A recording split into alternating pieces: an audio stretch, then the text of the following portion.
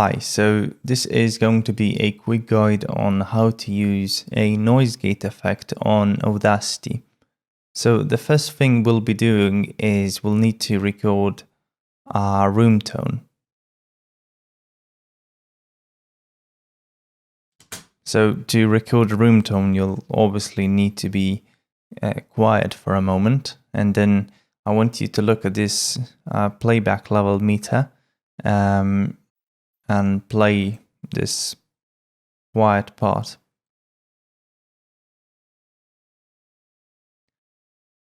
Now looking at the meter, I can tell that my room tone peaks somewhere at around minus 49. So what that tells me is that I've got background noise at about this level, and I want to set my threshold a bit higher than that so that I can remove all of this unnecessary background noise, or at least attenuate it a bit. So that's why we needed room tone. Now, once you've done that, just to make it a bit easier to see how noise gate works, I'll put on a spectrogram, and you want to mark your whole recording, and you'll go to Effect, and you must have a noise gate plugin installed on Audacity, otherwise you won't find it here.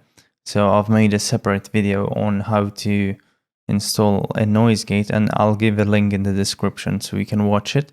But once you have it, you just press noise gate, and there are two main settings that you want to deal with. The level reduction, which determines by how much you reduce the audio volume that is below the set threshold, so the gate threshold.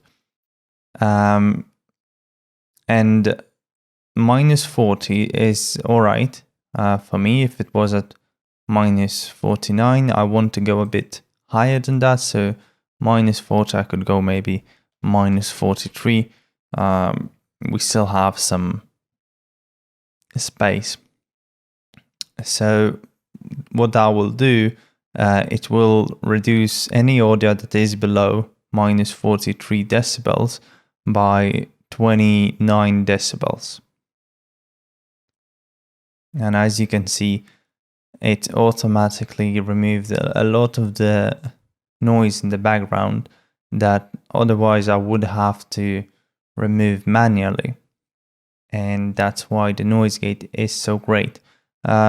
Still, I need to clean some of this noise manually, but the task has become much easier now. So that's how you use a noise gate on Audacity.